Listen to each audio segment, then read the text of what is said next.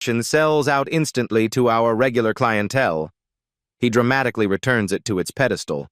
Our clearance section is by the exit, much more suitable. She straightens her designer blazer.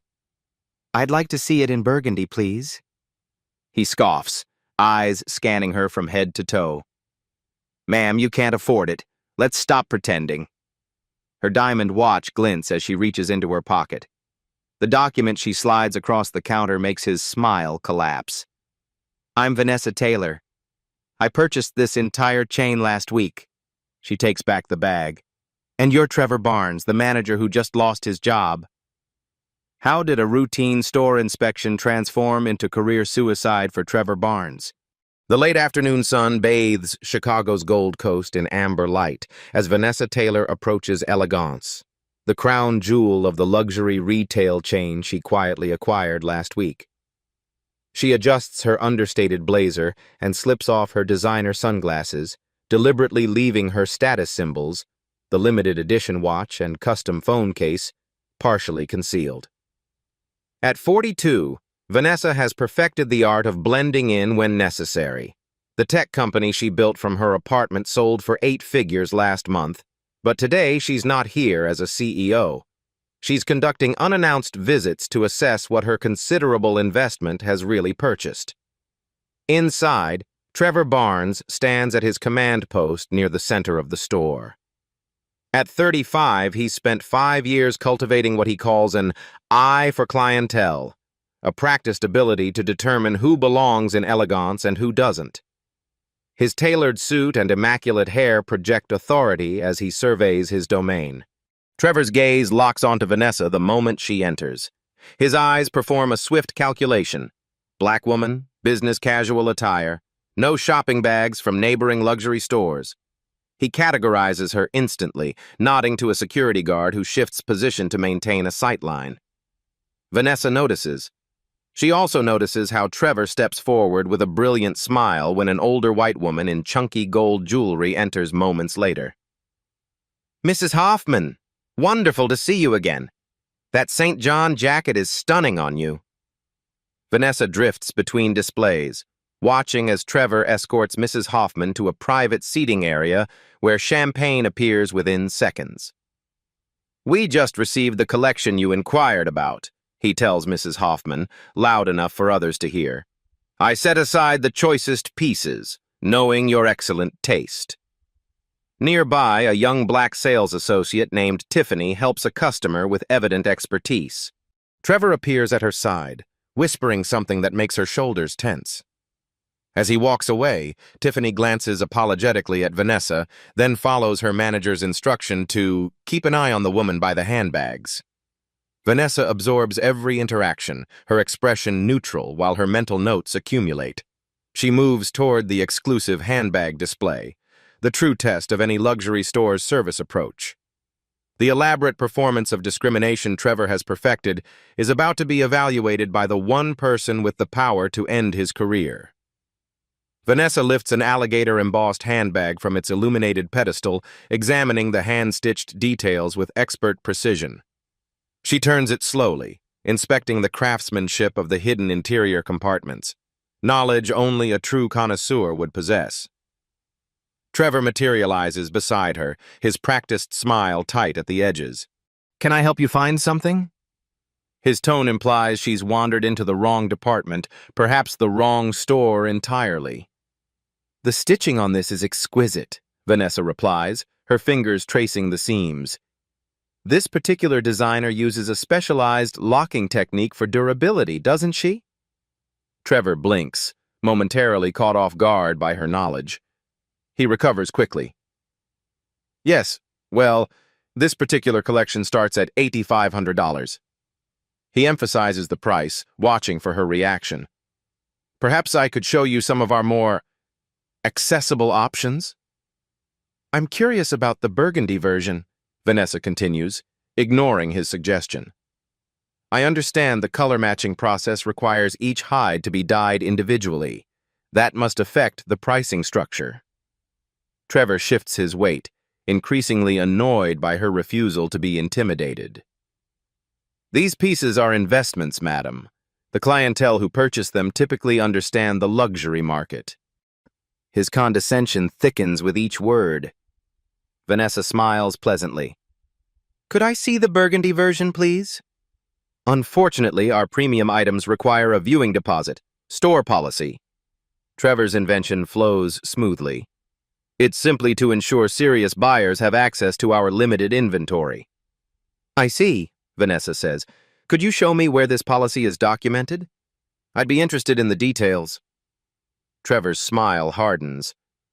It's more of an unwritten understanding for the protection of our exclusive merchandise. As they speak, a white woman in designer activewear approaches. Excuse me, do you have this bag in the navy color? Trevor pivots instantly, his demeanor transforming. Of course, Ms. Davidson. I'd be delighted to bring that out for you right away. No deposit necessary for our valued regulars. The contrast is stark, deliberate, and precisely what Vanessa came to observe.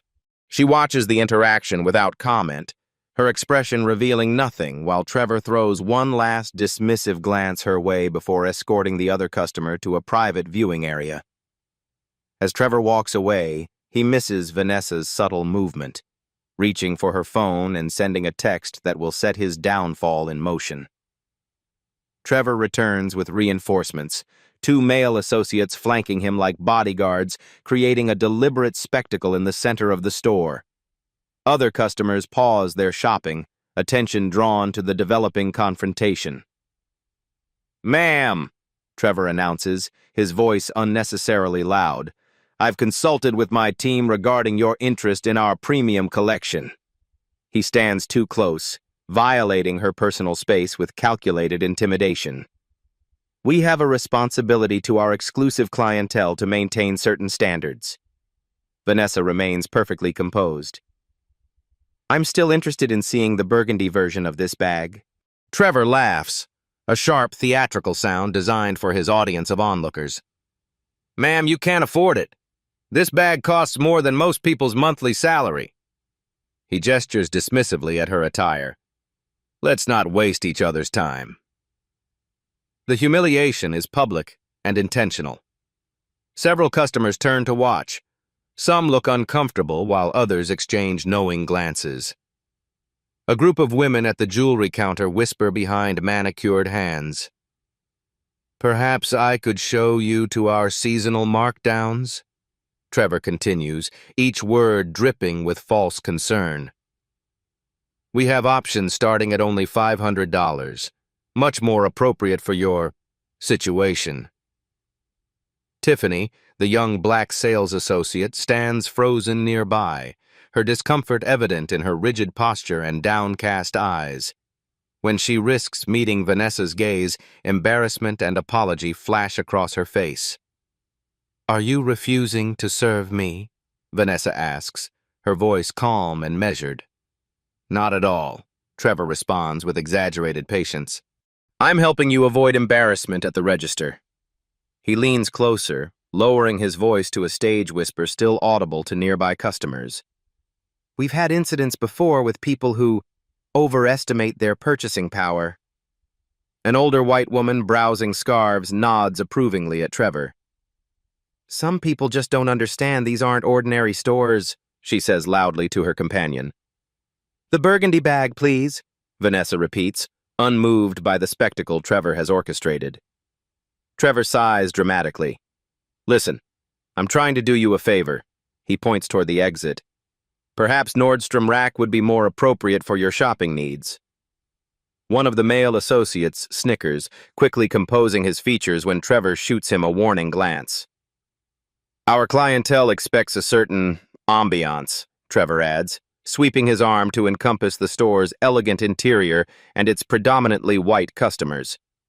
I'm sure you understand. Throughout the escalating humiliation, Vanessa's expression remains unreadable. She doesn't flinch, doesn't raise her voice, doesn't reveal the slightest hint that Trevor's performance is affecting her. But something shifts in her eyes, a hardening, a calculation, a decision made. The practiced smoothness of Trevor's discrimination reveals years of similar encounters. countless customers treated with the same calculated disdain. He's confident in his position, secure in the knowledge that complaints rarely make it past the customer service department he personally oversees. What he doesn't realize, as he stands triumphantly before his audience, is that today's target isn't just another customer to be driven away.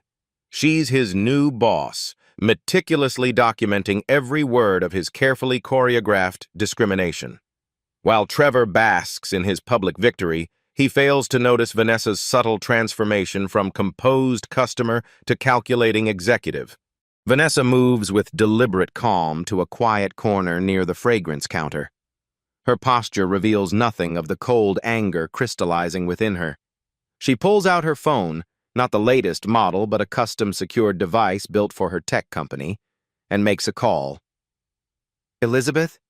It's Vanessa." Her voice is low, controlled. "Activate Protocol 17 at the Chicago location." "Yes, immediately." She listens briefly, eyes tracking Trevor as he struts back to his office. "Full documentation. Have the legal team standing by."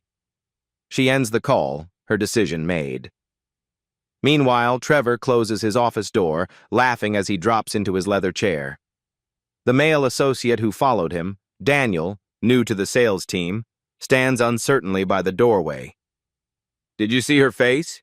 Trevor says, loosening his tie. "These people need to learn where they belong. Not in elegance, that's for sure."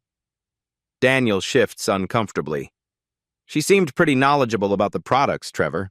"They all do their research online," Trevor scoffs, pulling up sales projections on his monitor.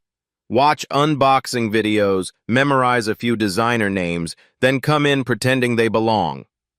He scrolls through figures, frowning. "I need to hit my luxury quota this month. Can't waste time on window shoppers." "What if she could actually afford it, though?" Daniel ventures. Trevor swivels to face him. "Listen, I've been doing this for 5 years. I know our clientele. You want to make commission in this business? Learn to spot the real buyers." He gestures toward the store floor. "Mrs. Hoffman out there? She dropped 30 grand last month without blinking. That's who deserves our attention." On the sales floor, Vanessa approaches Tiffany, who's straightening an already perfect display of silk scarves. The young woman tenses as Vanessa stops beside her. "Excuse me," Vanessa says quietly. "I'm sorry about earlier," Tiffany whispers, glancing nervously toward Trevor's office. "I should have." "How long have you worked here?" Vanessa interrupts, her tone professional but kind. 3 years. I have the highest customer satisfaction scores, but..." Tiffany hesitates. "But the lowest commission," Vanessa finishes for her. "Because you're assigned to accessories, not the high-ticket sections." Tiffany's eyes widen slightly. "How did you know?" Vanessa hands her a business card, blank except for a phone number. "Things are about to change here. When they do, I'll need people who understand what exceptional service really means." Tiffany stares at the card, then at Vanessa, comprehension dawning. She nods once and slips the card into her pocket, returning to her position with renewed purpose. Through the glass walls of his office, Trevor notices the exchange. His brow furrows as he watches Vanessa moving methodically through the store, observing everything. How the security guard follows a young black couple but ignores an older white man tucking a silk tie into his jacket to better see the pattern. How customers receive dramatically different levels of attention based on appearance. How his carefully cultivated system of discrimination operates like clockwork. Trevor stands abruptly. This has gone on long enough. As Trevor strides toward Vanessa with determination, his phone vibrates with a call from corporate headquarters, a number he never expected to see today. Trevor silences his phone without looking at it, shoving it back into his pocket. Whatever corporate wants can wait. He has a situation to handle. He intercepts Vanessa near a display of crystal-embellished evening bags, positioning himself to block her path. "Ma'am, I've been more than patient with you." His voice has lost all pretense of customer service pleasantry. You need to leave now, or I'll be forced to call security. Vanessa raises a single eyebrow. On what grounds? Loitering. Trevor stands too close, using his height as intimidation. This is a place of business, not a museum. You've been here nearly an hour without making a purchase.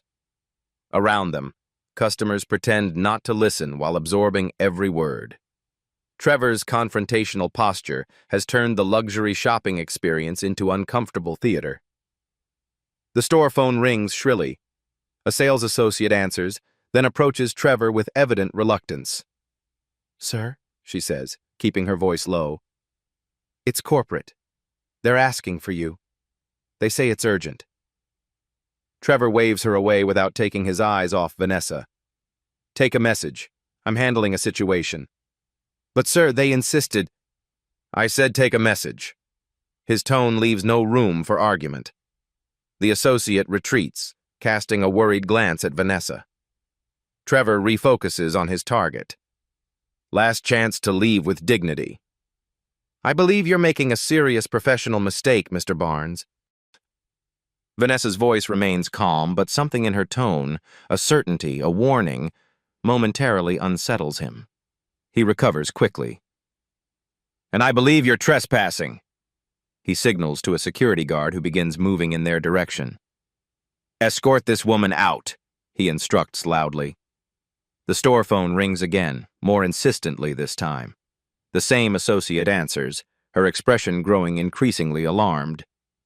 Mr. Barnes, she calls, her voice cracking with stress. It's Ms. Winters from Corporate Legal. She says it's regarding an ownership transition and that she must speak with you immediately. Trevor's confidence falters for the first time. Ownership transition.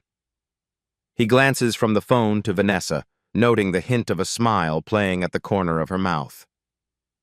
Who are you? He demands, uncertainty creeping into his voice. Vanessa doesn't answer. She doesn't need to. The front doors of Elegance swing open, and a professionally dressed woman carrying a leather portfolio enters. Her eyes scan the store with purpose until they lock onto Vanessa. As the newcomer strides toward them with corporate authority, Trevor's kingdom begins crumbling beneath his feet. The woman with the portfolio moves with precise efficiency through the store, customers instinctively stepping aside. Her tailored suit and deliberate pace broadcast authority. Ms. Taylor? She extends the portfolio. I have the documents you requested. Trevor intercepts her, physical confidence returning. Excuse me, who are you? Elizabeth Chen, Chief Operations Officer for Taylor Ventures. She doesn't offer her hand, doesn't acknowledge his position. I believe you've been ignoring calls from corporate. Trevor's laugh sounds hollow even to his own ears. There must be some mistake. I haven't... His phone buzzes again. The screen displays Corp Executive Suite with an urgency he can no longer dismiss. The legal team will arrive in 20 minutes, Elizabeth informs Vanessa, ignoring Trevor completely. The regional director is already on his way. The store has grown silent. Even the ambient music seems to have faded as every ear strains to catch the unfolding drama. What is this? Some kind of scam? Trevor attempts to reclaim control, his voice rising. You can't just walk in here and... Mr. Barnes, Vanessa interrupts calmly. I've been in this store for 45 minutes.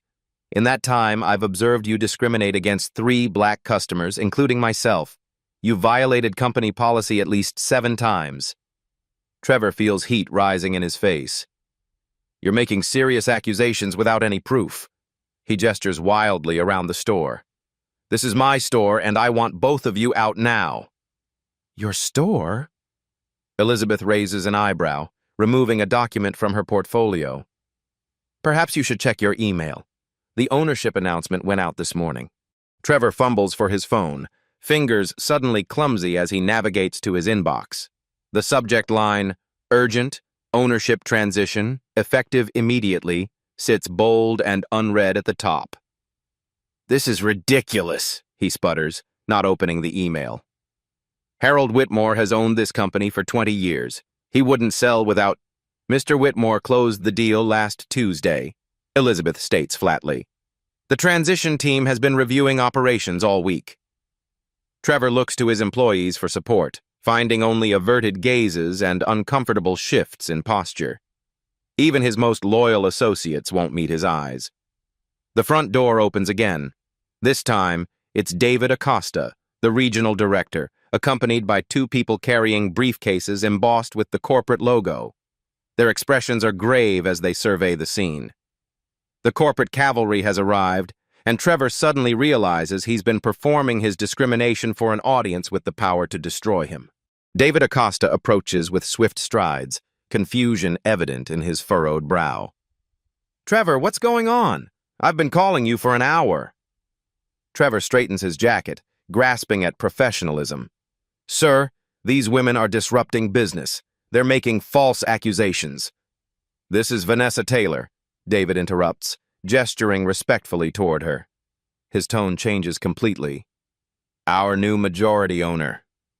The words land like physical blows. Trevor's mouth opens but produces no sound as he stares from David to Vanessa. "That's impossible," he finally manages. "The owner is Harold Whitmore.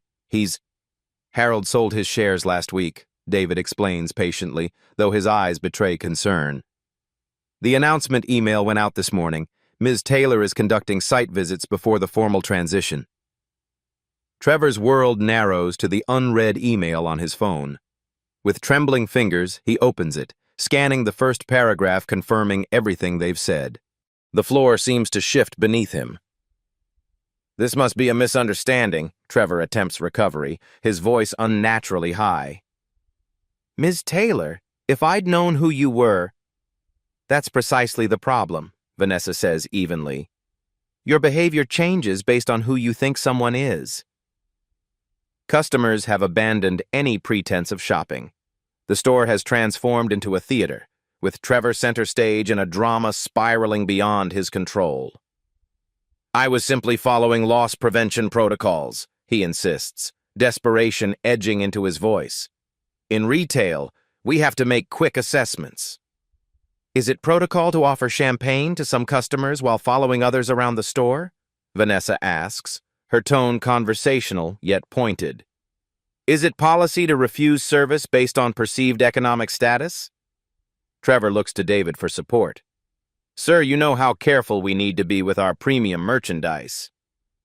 David's expression remains neutral, professional. "The only policy is exceptional service for all customers, Trevor. You know that." One of the corporate lawyers whispers something to Elizabeth, who nods and discreetly points toward the ceiling. Trevor follows her gaze to the security cameras positioned throughout the store, the same system he's used to monitor suspicious customers, now capturing his every word, his every desperate attempt to justify discrimination. The realization hits him like ice water. There will be a record of everything. The security cameras silently record Trevor's downfall as he suddenly realizes his years of practiced discrimination have created the perfect evidence against him. The atmosphere in Elegance has transformed. Customers stand frozen between luxury displays, witnesses to a drama more compelling than any merchandise. Sales associates have abandoned their posts, attention fixed on the unfolding scene. Even the security guard who moments ago was prepared to remove Vanessa now stands uncertainly by the door. Vanessa steps forward, taking control of the space with quiet authority. When she speaks, her voice carries without effort to every corner of the hushed store. "Let me formally introduce myself," she begins. "I'm Vanessa Taylor, founder of Taylor Security Systems and new majority owner of Elegance Luxury Group." The revelation ripples through the room. A customer gasps audibly. Vanessa accepts the portfolio from Elizabeth and removes several documents. "I sold my tech company last year and decided to invest in retail. When evaluating acquisition targets, I personally visit stores to assess customer experience." Trevor attempts to interrupt, his voice brittle with panic. "Ms. Taylor, had I known—" "That's the point, Mr. Barnes." Vanessa's tone remains measured, professional. "I didn't want special treatment. I wanted to experience what everyday customers experience."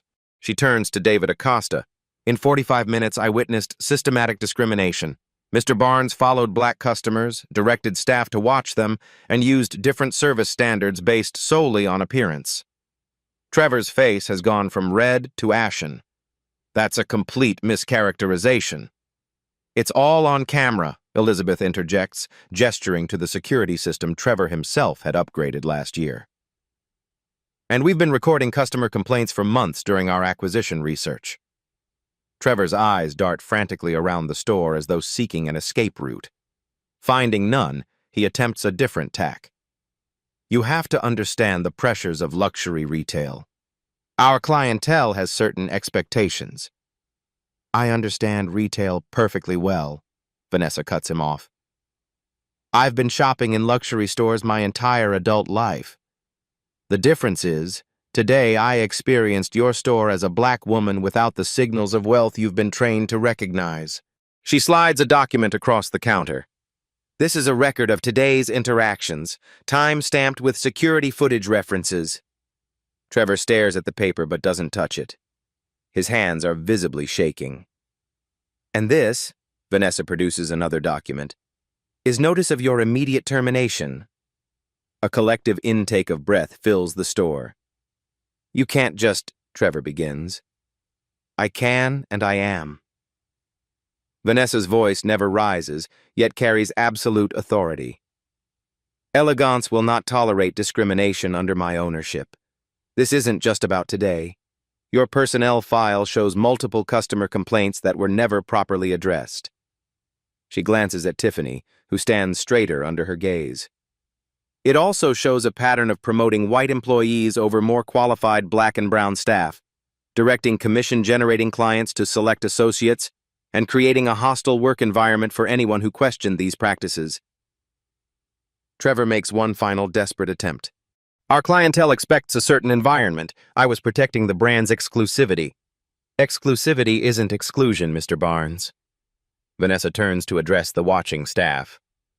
Luxury should be about exceptional quality and service for those who appreciate it, regardless of appearance, race, or assumptions about wealth. She gestures to the displays surrounding them. These beautiful items are meant to be desired, admired, and yes, purchased by those who value them. But the privilege of selling them comes with responsibility to treat everyone with dignity. The corporate lawyers have moved to flank Trevor, their presence making it clear his time is finished. You have 30 minutes to collect your personal belongings, Vanessa informs him. Security will escort you out. As though choreographed, the security guard who had been Trevor's enforcer now approaches to perform his final duty, removing the former manager from the premises. Trevor looks wildly around the store that has been his kingdom. His gaze lands on customers who now avert their eyes, associates who step back from his downfall, and finally on Vanessa, the woman he had dismissed, humiliated, and attempted to remove, now standing in complete control of everything he has lost. This isn't over, he manages, though his voice has lost all conviction. It is for you? Elizabeth responds coolly, gesturing toward the back office. 30 minutes, Mr. Barnes. As Trevor is led away, shoulders slumped in defeat, Vanessa turns her attention to the young sales associate who witnessed it all. Tiffany, isn't it? I'd like to speak with you about the interim management position. As Trevor faces the ruins of his career, Vanessa begins reshaping the company with the very people he had systematically kept from advancing. Day 1. Emergency response. Within hours of Trevor's removal, Elegance's Chicago flagship transforms into a command center for corporate reformation. Vanessa converts the manager's office, still bearing Trevor's monogrammed nameplate, into a war room where Elizabeth Chen coordinates a team of lawyers, HR specialists, and corporate investigators. The situation is worse than our preliminary research indicated, Elizabeth reports, spreading documents across the conference table. Trevor's discrimination wasn't just personal bias. He institutionalized it throughout store operations. Vanessa reviews security footage spanning the past month, her expression growing increasingly troubled. Show me the commission structures, she requests. The spreadsheets tell a damning story. Sales associates of color consistently assigned to lower commission departments regardless of performance metrics.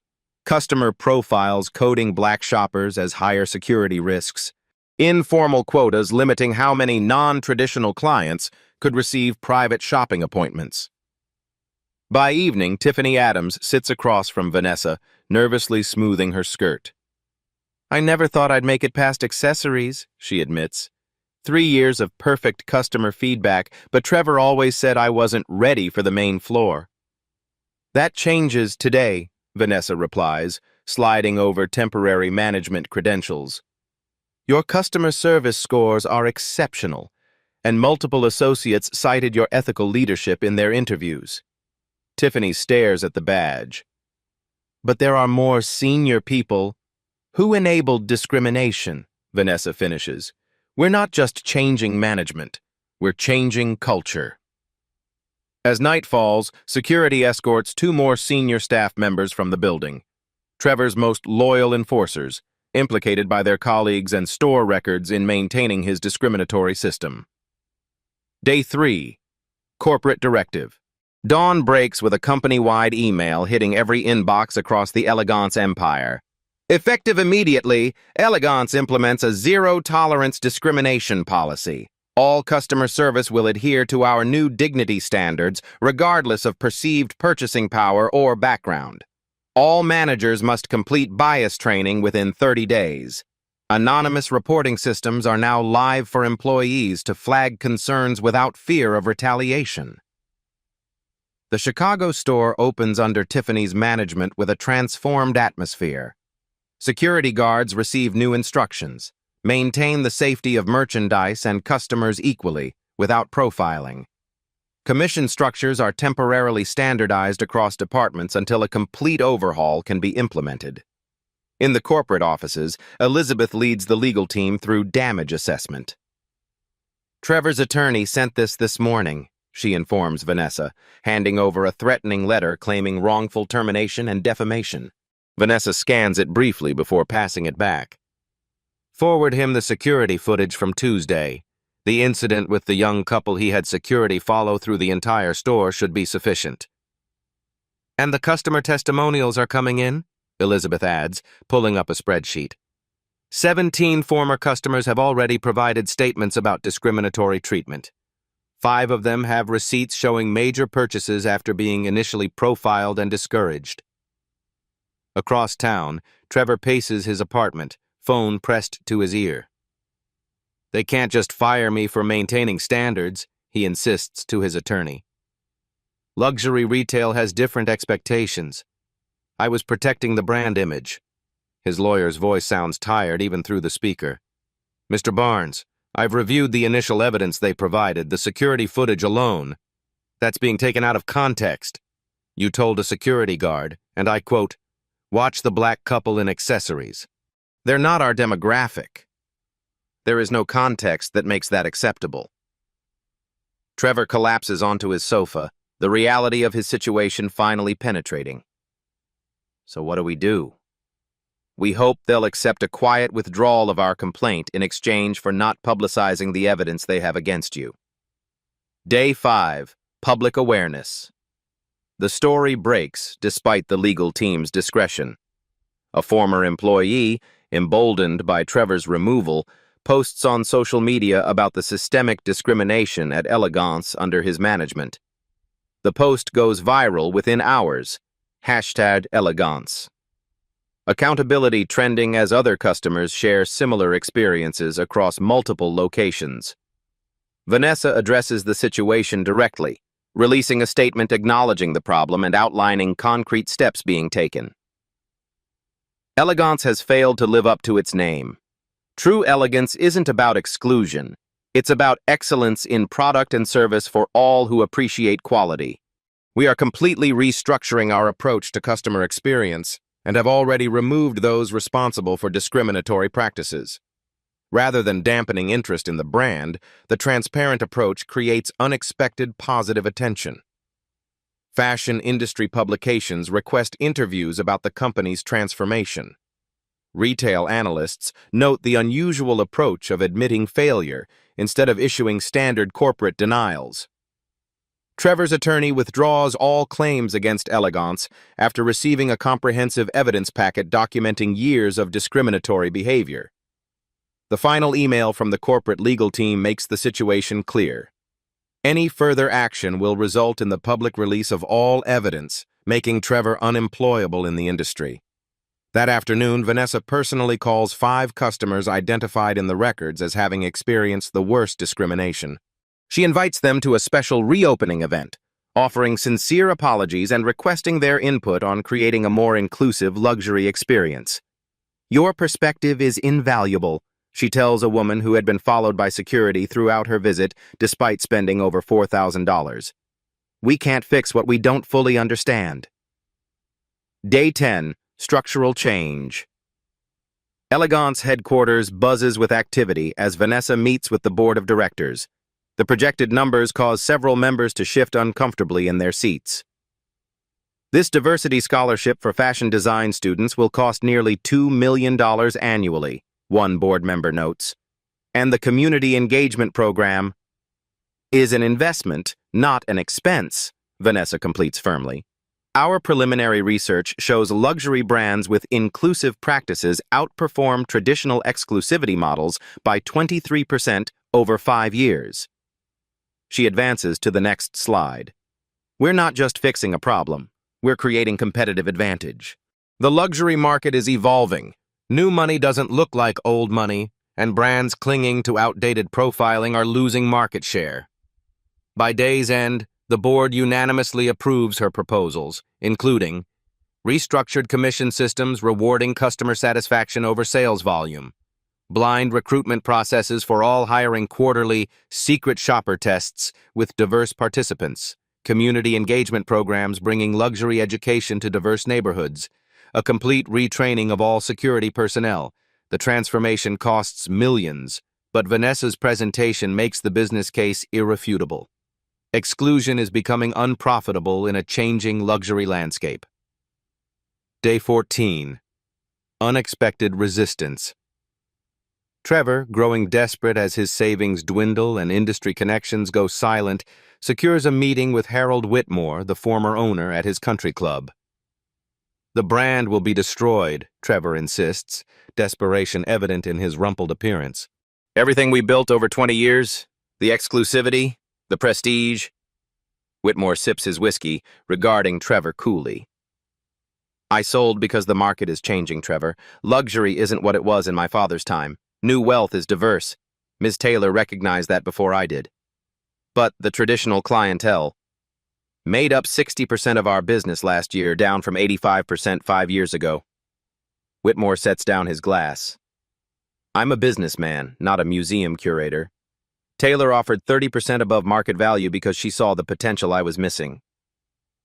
Trevor's final hope collapses. "So you won't help me?" "My advice? Take whatever retail position you can get, even if it's at a department store in another state. Start over. Learn to see customers as customers, not categories." As Trevor leaves, Whitmore makes a call to Vanessa. "He approached me as you predicted. I think we've heard the last from him." Meanwhile, at Elegance Chicago, the transformation continues. Sales figures for the week show a surprising 15% increase despite the disruption, or perhaps because of it. The store has become a destination, curiosity driving foot traffic while the transparent handling of the crisis earns customer respect. "People appreciate honesty," Tiffany tells Vanessa during their daily briefing, "and they notice how differently they're treated now." As Vanessa prepares to address all store managers nationwide, Trevor makes one desperate final move that threatens to unravel everything. The Elegance corporate headquarters boardroom gleams with polished mahogany and subtle luxury. 12 executive board members sit in plush leather chairs, reviewing documents as Trevor Barnes adjusts his tie nervously by the door. Somehow, against all odds, he's secured this hearing, a last-chance appeal to the board directly. His strategy? Position Vanessa's actions as hasty and politically motivated rather than corrective. He's brought 3 character witnesses, all wealthy white customers who've spent 6 figures at Elegance under his management. "Mr. Barnes, you may present your case," says the board chairman, his tone neutral but eyes skeptical. Trevor steps forward, projecting confidence he no longer feels. "Distinguished board members, I've dedicated 5 years to building Elegance's reputation for exclusivity and prestige." He gestures to his witnesses. "These valued clients can attest to the exceptional atmosphere I cultivated, an atmosphere that drove our sales to record heights." Mrs. Hoffman, his most loyal customer, nods emphatically. Shopping at Elegance under Trevor's management was a true luxury experience. We felt special, protected from the changing elements of downtown. Trevor continues smoothly. "In luxury retail, certain judgments must be made. My track record of sales growth proves my methods work." He displays a chart showing revenue increases during his tenure. Ms. Taylor may have good intentions, but her inexperience in luxury retail risks destroying what makes Elegance special. The board members listen impassively. At the far end of the table, Vanessa sits quietly, making occasional notes but offering no interruption. When Trevor finishes his 20-minute defense, an uncomfortable silence fills the room. Then Vanessa stands, moving to a sleek laptop connected to the room's projection system. "Before I respond, I'd like to show the board something." The lights dim slightly as the screen illuminates. What follows is a methodically assembled compilation that Trevor never imagined existed. First, security footage plays showing clear racial bias in customer treatment. Split-screen comparisons of nearly identical scenarios with dramatically different outcomes based solely on the customer's race. Next, testimonials from former employees describe the toxic culture. "Trevor told me never to approach black customers first because they waste your commission time. He made me follow a black doctor around the store, even after she spent $12,000 on gifts for her staff. I was reprimanded for serving champagne to a customer Trevor deemed not our type, who then purchased our most expensive watch collection." The presentation continues relentlessly. Audio recordings of Trevor making explicit racial comments during staff meetings, statistics showing his store's declining customer diversity despite neighborhood demographics, email threads where Trevor instructed security to monitor certain customers more closely. Trevor's witnesses shift uncomfortably. Mrs. Hoffman whispers something to her companion and quietly exits the room. Most damning is the financial analysis revealing that Trevor routinely undervalued commissions for sales to minority customers, categorizing their purchases as incidental rather than relationship sales in the bonus structure. When the lights come back up, Trevor stands alone, abandoned by his witnesses, facing a board whose expressions have transformed from neutral to disgusted. Vanessa finally speaks. "This isn't about one bad day or one misunderstanding. This is about systematic discrimination that damages our brand, violates the law, and betrays everything luxury service should represent." She turns to Trevor. "You weren't maintaining standards. You were imposing barriers that cost this company millions in lost sales and brand damage." The vote is unanimous and immediate. The board not only upholds Trevor's termination, but approves Vanessa's recommendation to blacklist him from all luxury retail positions within their extensive network. "We'll be sharing relevant information with our industry partners," the chairman informs Trevor coldly. "Not as punishment, but as protection for their businesses and customers."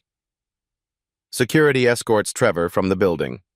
As he steps into the bright afternoon sunlight, he notices construction workers removing the old Elegance logo from the facade of the headquarters building.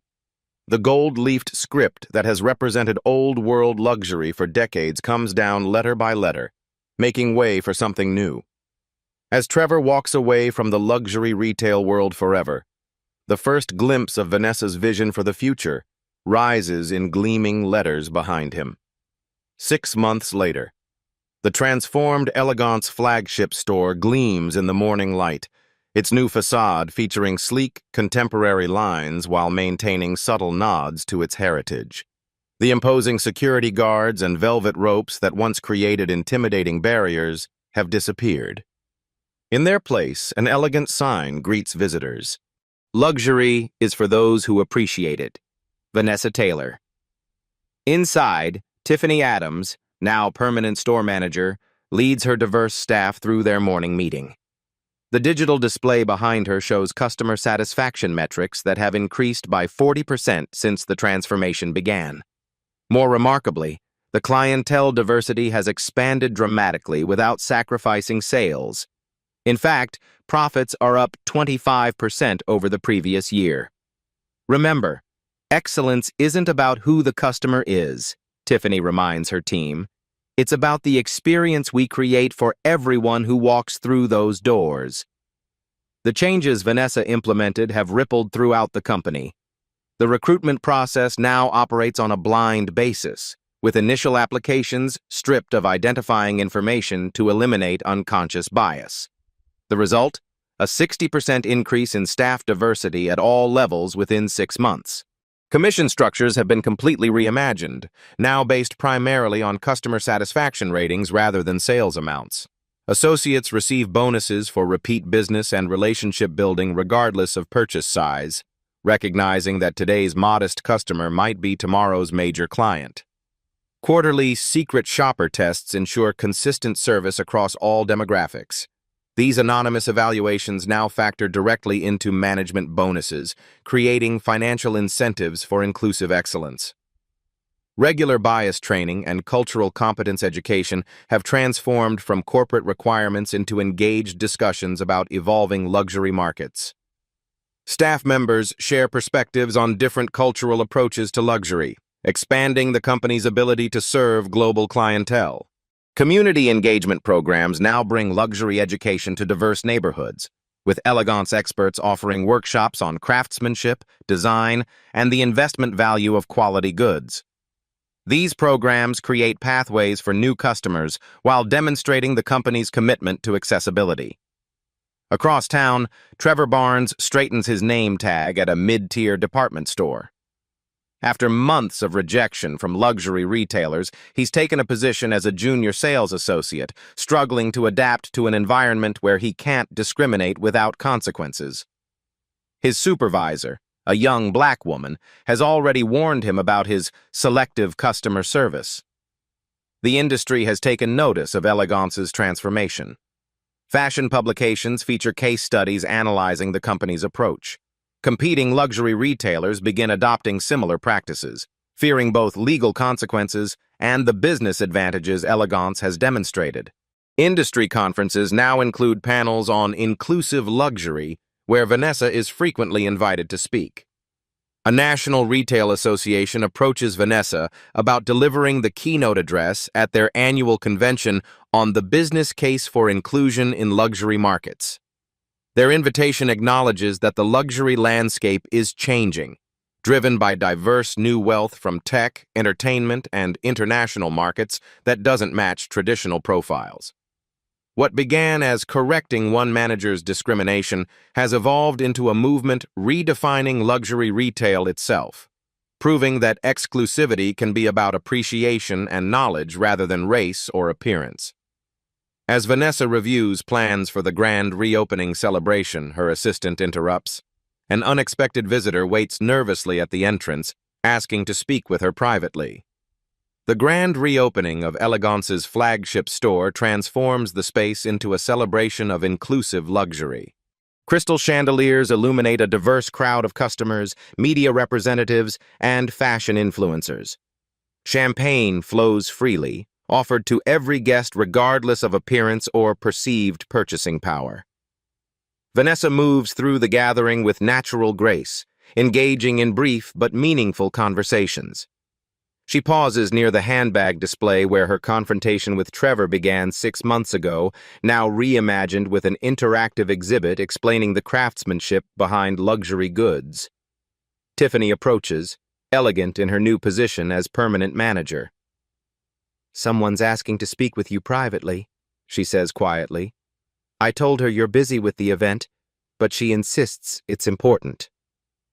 Curious, Vanessa follows Tiffany to a quiet corner where an elderly black woman waits, her hands clasped nervously before her. Her clothes are modest but impeccable, her posture dignified despite evident nervousness. "This is Ms. Gladys," Tiffany introduces before discreetly stepping away. "Thank you for seeing me," the woman says softly. "I'm Trevor's grandmother."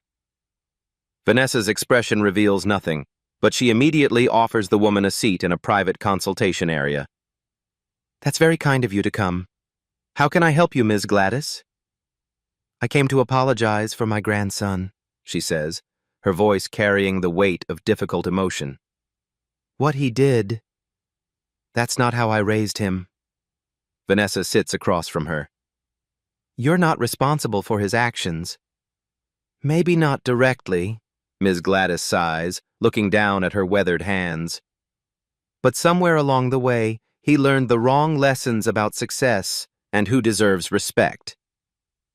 Their conversation flows with unexpected ease, two women discussing the complicated generational nature of bias, how systems perpetuate it, and the responsibility of breaking cycles. "He's starting therapy," Ms. Gladys reveals. "Working at that department store has been humbling. His supervisor doesn't tolerate his old behaviors." "Too late for his career here, but not too late for him as a person," Vanessa observes. Ms. Gladys nods. "That's what I told him. Sometimes you have to lose everything to see clearly." Vanessa thanks her for coming, then personally escorts her through the store, introducing her to Tiffany and other staff with genuine respect. When Ms. Gladys admires a small crystal figurine, Vanessa insists she accept it as a gift, not out of pity, but recognition of her courage in coming. As the event continues, Vanessa addresses the gathered crowd. Camera flashes punctuate her words as media capture the moment. "Luxury isn't about exclusion, it's about excellence. Excellence in craftsmanship, in service, and in recognizing the humanity in everyone who walks through our doors." Her gaze sweeps across the diverse gathering. "True elegance isn't what you wear or what you can afford. It's how you treat people, especially when you think no one important is watching." The cameras pan across customers now comfortable in a space that previously excluded them. Young entrepreneurs in casual attire examining watches alongside traditionally wealthy clients, fashion students studying construction details beside celebrities. Judge people by their character, not their appearance.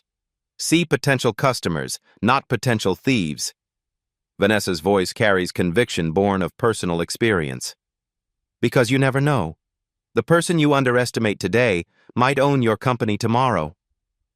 Soft laughter ripples through the crowd, followed by applause that builds into a standing ovation. If you've enjoyed this story of justice and transformation, don't keep it to yourself. Hit that subscribe button right now to join the Beat Stories family. Every week, we bring you powerful tales of justice, redemption, and people standing up against discrimination. Your support makes these stories possible. Like this video, share it with someone who needs to hear this message, and don't forget to ring that notification bell so you never miss a new Beat Stories upload. Every time someone stands up, speaks out, or refuses to be erased, a new story is born. At Beat Stories, we archive that courage. Subscribe now and help us keep these moments alive, because the more we share them, the harder they are to ignore.